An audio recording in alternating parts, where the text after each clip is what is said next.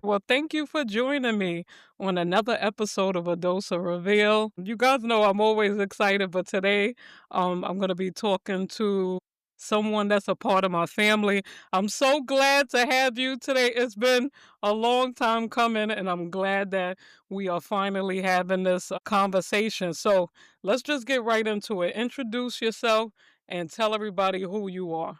Who I am. Hello, cousin. Good to see you. Your cousin, Anthony, is my partner of 19 years, so it's good to see you in this space. I am, as you may know, but I think I can break it down because so often people in my life don't know what I do. They know I'm out there doing something, but what do? I'm a celebrator of the culture, an amplifier of people, arts and culture, pop culture expert, analyst, enthusiast, journalist, TV producer, TV and live event personality and host, singer, actor. I think, an ambassador of arts, entertainment, pop culture, and human interest. Such a good introduction. In a nutshell. Right. Such a good So one of the things and some of the stuff that we're going to be talking about today, right, is that you wrote this book here. Oh, That's yes. what friends are And for. and I know I'm a published author. you forgot that. Oh my Great God, you mind. forgot that. One of the things, and especially people that I do speak to and have conversations with, especially the ones that I know, right? I'm so surprised when you guys have the ability and have the strength to get yourself together to write a book. And one of the top things that I can say about all of you guys that I love so much is that you don't go around and tell everybody what you're doing. It's just once it's done, boom, here you go. So I love that in regards to the people that I know that have written something or put something together to have for people to read. So with that and what you forgot, what was the moment you wanted to turn your lifestyle into a book? Well, can we firstly tell your Dose of Reveal family hmm that when you originally reached out to me, it was really actually to promote the book. The book that came out in 2019 is That's What Friends Are For, on the women who inspired me, part memoir, part entertainment diary. The National Association of Black Journalists deemed hmm it an outstanding literary work, and I got to promote it at their convention in Detroit to much love and critical praise. And then COVID happened and sort of Mm, killed it. But then we all did pivot in our varying ways, including going virtual, as you right. are And doing the doing. best that we could, right. We did are doing and still are doing the best we can. And you were gracious and generous to do as many did and invited me to be on. And whatever happened, that it didn't happen then. I ended up getting displaced by a home fire. And then now I'm back in my place. You've been and seen. Which I visited. Very nice. And finally kind of at a point where the book is kind of resurfacing in because I celebrate Black women with this project.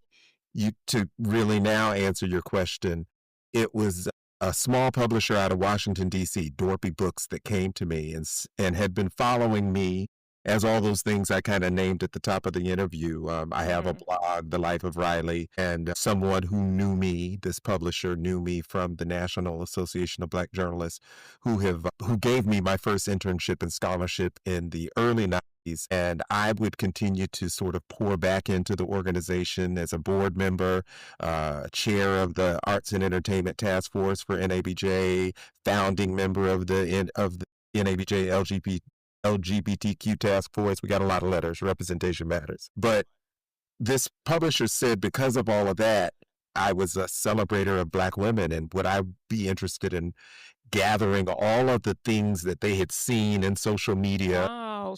So in a nutshell, this was somebody that saw something within you Yes. to present the idea. It wasn't Someone something that saw you it. even thought of, putting the collection together. I had That's very attempted nice. to get a book published 10 years prior that was based on something else, gay men and their best girlfriends, Big Willies and Amazing Graces. I came close to a deal, even was held by a publisher so that they could work with me to get the book done, but the book didn't get sold. And that probably represented my frustration to even think about doing another book. So this publisher came to me and lit the fire under my butt to gather what they felt was already there and turn it into a book that is a memoir, but they really wanted me to lean into these Black women that they have seen me interview, produce, promote, sing with, write Right. with, and they thought it would just be a great way to gather it. And that's what the book is. Each chapter kind of represents a different category of Black woman, and I digest who these women are to me, Right. but not just to me, to the culture. Right. That's excellent. So that brings us into chapter 3 with Miss Ross. With Miss Ross and Yeah. the other gay icons, but we're going to talk about just Miss Ross because Yes. that's the one that you pretty much, if everybody follow you, that's the one you pretty much put on a pedestal. Anything that's going on with her, you're gonna make sure that you I'm repost there. that, provide the And then I'm letting information. people know. Anytime you have opportunity to see her, you're gonna make sure you go and see her. But how did your love for Diana Ross develop? It's so funny. I really think I'm an Air Force brat, so I come from a family that we were all born in different places. My dad had three kids born on three different continents. My sister born in Savannah, Georgia. She's the oldest. My brother, who's 2 years younger than she is, was born in Berlin, Germany. I'm 5 years younger than him, born in Tokyo, Japan. Then we lived in California. We lived in Valdosta, Georgia. We lived in Savannah. And through all of that, we were always kind of into Black entertainment. They always had a subscription to Ebony and Jet. So I always knew who the Black stars of the day were. And Diana was one of those stars that just sparkled for me from early on. So much so that I went with my family to see Mahogany in the movie theater 50 years ago. It's Mm, celebrating a 50th anniversary that I'm going to be hosting a screening for the Harlem Cultural Festival Foundation next month, the 50th anniversary of a movie I saw with my family. And I mm, loved her then as a child, continued to follow her as I moved into my teen years, admiring her music, her acting, her ways of being as a mother, sort of juggling life, career, and motherhood. I looked at all of that as inspiration for me. Little Black gay boy. I don't even think I called myself Black or gay. Or I called myself Black, but not gay. Being kind of from religious family from the South. But Diana was something I could sort of point to, not even thinking gay per se, but it felt like freedom. She felt like freedom to me. And even now at 81, she continues to dazzle, and I still continue to follow her. I've had the chance now in a 30-year career to interview her, I wouldn't go as far as saying she's a friend, but I am very close and dear to her children. right. Rhonda Ross is someone who is a singer and songwriter, her oldest kid with Berry Gordy, who I've had the chance in my adult years to interview and to be in their life. So Diana is special to me. And so if there was a one, I understand why you went to chapter 3. She continues to be an inspiration for me. That's the one that we know you for as, the connection and one of the icons of always promoting. What's your favorite Diana song? The Boss. You The guys know Boss, Diana that's your Ross? favorite one? That's my favorite. Yeah. Okay. And I host an all-star karaoke night currently in East Harlem, but I've been doing it since 2009 throughout Harlem, venue to venue. And that's my song. So we always close the night out with The Boss. And it's a great disco track that was written by Valerie Simpson and Nick Ashford, Ashford and Simpson. Okay. And one night I was at Mist Harlem in New York, and I was interviewing on a red carpet Valerie Simpson, and I am sort of being coy with my questioning. And I said, I was speaking of her greatness in her career. I think she had just done Broadway. And I Mhm. said, you're, doing Broadway. You've got a new album. You're going on tour. I said, you're the boss. She stops me in my tracks. She said, no one has done single-handedly more for that song than you have. So Valerie Simpson has seen my karaoke clips, and Right. I actually did get the chance to sing that song to Nick and Val for a tribute that we had in Harlem. That's nice. I was selected to sing The Boss for them with a number of other singers throughout New York, and Mhm. that was a big honor, especially Mhm. in that it was before Nick passed. He passed away Mhm. in 2011, and I think that event was in 2009. Right. So That so The that Boss, Diana Ross, right. The Boss. That's a very special moment. But Diana Ross, she has a lot of, like, her catalog is really big, and Vast. some of the songs are even to date. You can just it's relatable. One day we was in the car and I let you have the chord, and music was mixing up, and one of her songs came on, and I don't know the title of the song, but she said, "Respectfully." She's like, "Respectfully, I I'm say to aware that you, you're cheating." I'm aware I that was you like, cheat, "Girl!" but no one makes me feel like you do. That's Right. upside down. Very relatable for some people today. That way in which we can all be a little weak in love. It's a reality. Right. So, what has been your favorite gig? My favorite gig, I still say, I think I write this in my bio. I'm probably most known from the 13 years plus 7, count them, 20, that I was a senior field producer for the Oprah Winfrey Show and subsequently the Oprah Winfrey Network. And really, it is Oprah who got me face to face with Diana at her Legends Ball. I was the sole interviewer of all her legends and youngins at this historic event that ended up being an ABC special comprised of all of my interviews. And I remember the rule when we were going to be doing, I had met Miss Ross before, but the rule for that 3-day historic weekend where she was honoring more than Diana. She was honoring Maya Angelou and Coretta Scott King and Roberta Flack and Gladys Knight and Patti LaBelle, Tina Turner. It was an amazing weekend in Santa Barbara. And the goal was, Patrick, if you get them on the first night, don't bother them on the second night. If you get them on the second night, don't bother them on the third night. I talked to Miss Ross all 3 days. I didn't care what the rules were because I love her that much. I was willing to break the rules for her. But she also welcomed my energy in that room because it In was that a space? it was a Right. space where she could use a friend like Mhm. me, just lean on a little bit. Okay. Okay. Um, so with that is one thing that you do once a year, and I think this coincides with chapter 4, Angel. That's angels. Yes, angels. Yes. Okay, so you want to just tell us about that real quick? Just to The chapter, summarize the chapter. well, in a nutshell, this book is dedicated to my mom, who I lost when I was 23 years old. Now you want to make me cry. Her name Okay. is Queen Elizabeth Bellinger Riley, Right. and she is the most amazing mom you'd ever meet, probably other than your own. And I realized when I put this book together on the ask of the publisher, who knew I celebrated women in such a special way, the editor of the project, Clarence Haynes, challenged me to go deep, so that it was just a little more than an entertainment diary, that it really kind of pulled from my personal. And the reality is that my mom, who is was an amazing gospel singer in our church, voiced the like of Mahalia Jackson, she was my first diva. And I don't know that I ever in my whole kind of life's trajectory until I put this book together made that connection. Because losing her so young, there's a little bit of a disconnect that kind of can go on. I did therapy in the whole nine, but some of that pain you just don't want to feel. So I just don't want to think about it.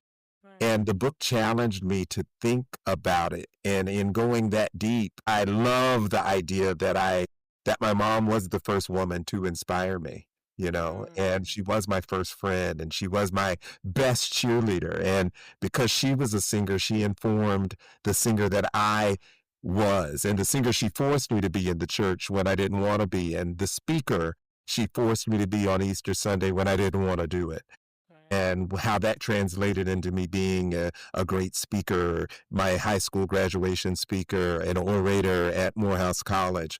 All of that was informed by my mom. My first award that I got from the industry came from the Atlanta Association of Black Journalists, and it was for an interview I did in Atlanta at the Fox affiliate with the Queen of Soul, Aretha Franklin.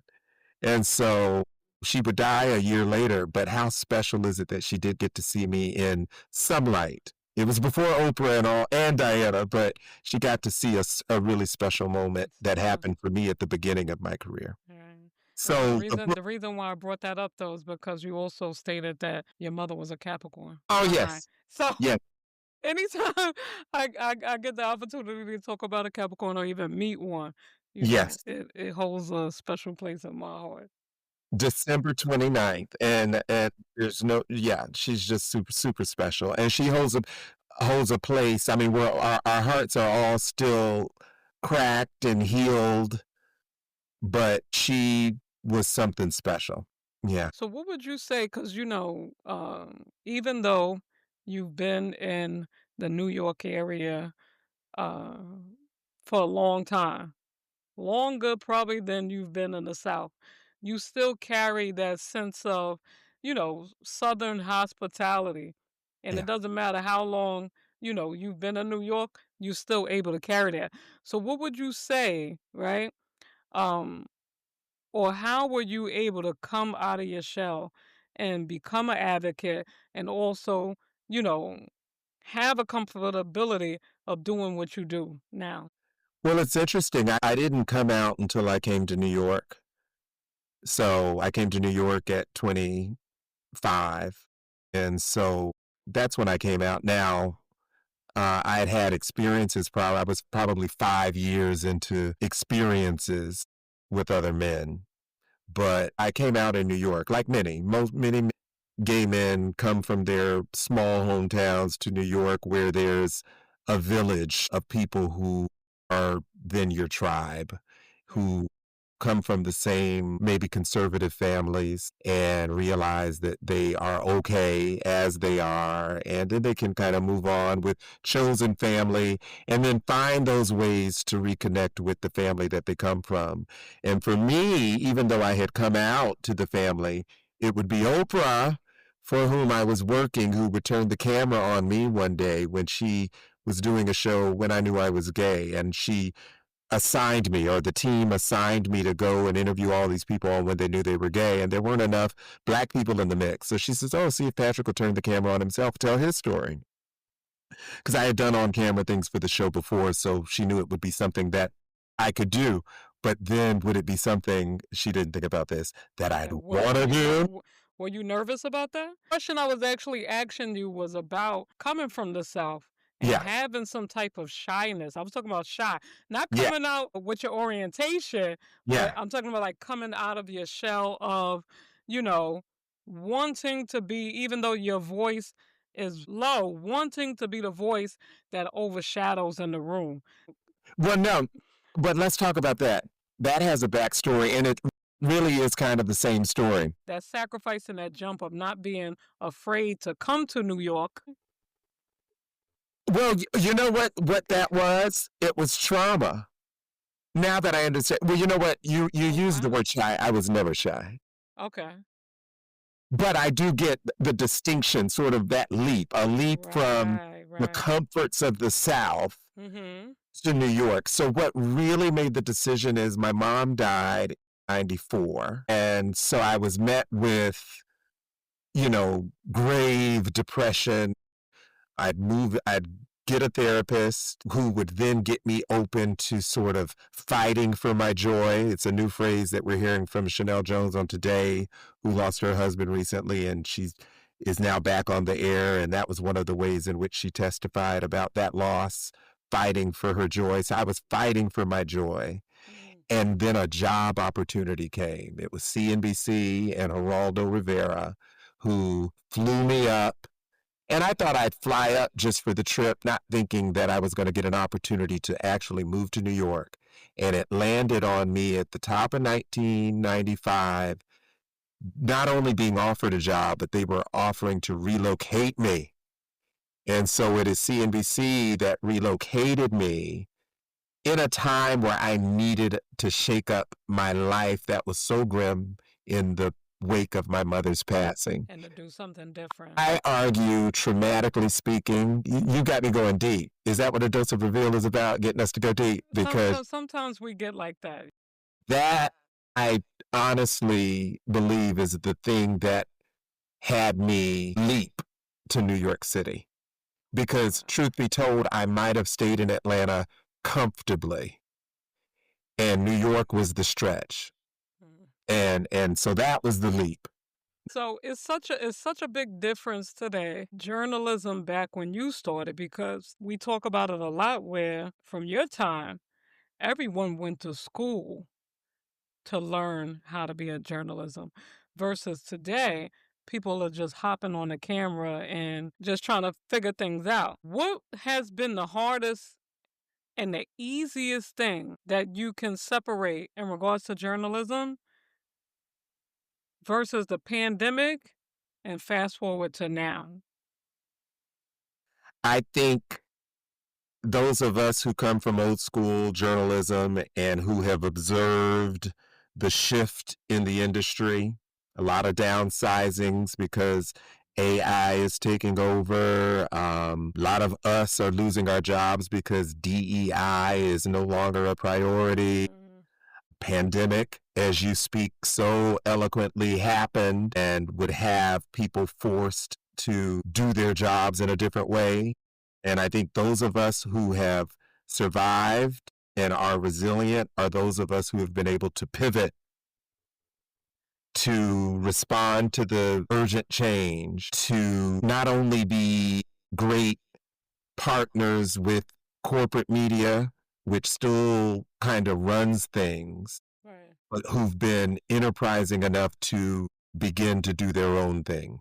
You know, we can look at Don Lemon, we can look at Joanne Reed, we can look at a lot of what they're doing, having lost their network contracts, as a lot of what I've already been doing. So a lot of what I had already been doing independently that a lot of people are doing, everybody has a podcast, right? You know, Right. I'm going to be looking to you like, what software is this? You know, we're getting ready to launch something. We might use this, you know. Right, right. And we're all able to be a part of the narrative, to be a part of the storytelling, to be a part, to have these conversations. And so it is my people who come from those traditional backgrounds, like me, who've been able to pivot, who are still relevant. And those who haven't been able to pivot, some of them have left the business altogether, Right. and some are Can't truly take the struggling. stress, right? Yeah. Right, right. Yeah. And it helps to be multi-talented, you know. So I'm happy that I'm a producer, I'm a writer, I'm a talent. I'm emceeing Opera Italiana is in the air in Central Park on Wednesday. It's a big event with the opera. You know, I mean, what do I do look like hosting an opera event? What? The check cashed and I'm going to do it. Do you know what I mean? Yeah, you're gonna be where the money resides. And we have to be, But you also gonna give the people what they're looking for. That's and the you whole think, point. and do you think I'm not going to reference the historic Diana Ross concert in Central Park from 1983 when it rained? You know I'm going to get that in. Right, right. Wonderful, wonderful. Well, thank you so much for joining me today. Thank you. Right. These are great questions. I mean, you know, we could never say it all, but you touched some really good points. You almost made me cry. Try me the next time. Right. I greatly appreciate it. If anybody wants to check out the book, That's What Friends Are For. First of all, it's such a great picture book, as well as such great stories to learn more about yourself, more about the people that you have met, and such a great journey that you have been able to share. Tell everybody where they could follow you and just some of the things that that you got coming up? So, guys, follow me on all social media, Patrick Riley, Riley, at patrick.riley, Riley, on Instagram. That's what Friends are for. And The Women Who Inspired Me is available, Barnes and Noble, Amazon, where all books are sold. And let it get you in. You know, these are the ones who inspire me, and I know many of them will inspire you, but it'll get you into a space of thinking about the women who inspire you and how you can celebrate them. Maybe it's not a book, maybe it's just a card, but just I think it's important for us to lift Black women up. They will save us from a lot of the hell that we're all going through as a society. Black women will save us. So I think we need to lift them up and give them their flowers because they are due. And coming up, I'm going to be hosting the Harlem Cultural Festival Foundation's 50th anniversary screening of Mahogany, which is going to be up in October. So follow my socials, and as soon as they give me the date, I'll give you the date. I'll be interviewing a Beyonce stylist, Ty Hunter, who also has a book out, The Makeover, that is also not just about fashion and style, but about our insides and how we can continue to nourish our insides. And so I'm thrilled that we're going to look at the impact of Diana Ross's Mahogany on the culture for 50 years. And I'm, as I mentioned, hosting Opera Italiana is in the air in Central Park on Wednesday from 5:30 to 7. It's going to be a beautiful experience with a number of opera musicians and singers. And so that's going to be great. And every Wednesday in East Harlem, I host All-Star Karaoke, which is 6 to 10 at Sapporo Restaurant, 2262 First Avenue and 116th Street. It's a fun night, and we also celebrate the culture there. There's always a giveaway. Sometimes it's a book, sometimes it's Broadway tickets, sometimes it's some special goodies. So come and check me out there any Wednesday in East Harlem, All-Star Karaoke. I think that's about it. I could go on, but I know we only have so much time. That's it in a nutshell. But if you want to check out any of the cool cultural things that Patrick are doing, definitely follow. He will keep you up to date with everything on where to be and what to see. Thank you so much for joining me today. I appreciate it. Thank you. I'm going to have to borrow that tagline, where to be and what to see. That's okay. I'll have You to can attribute. have it. You can have it. I'm giving it to you for free. That was good. Thank you. I You're love you and welcome. I appreciate you. All right. I'll see you soon.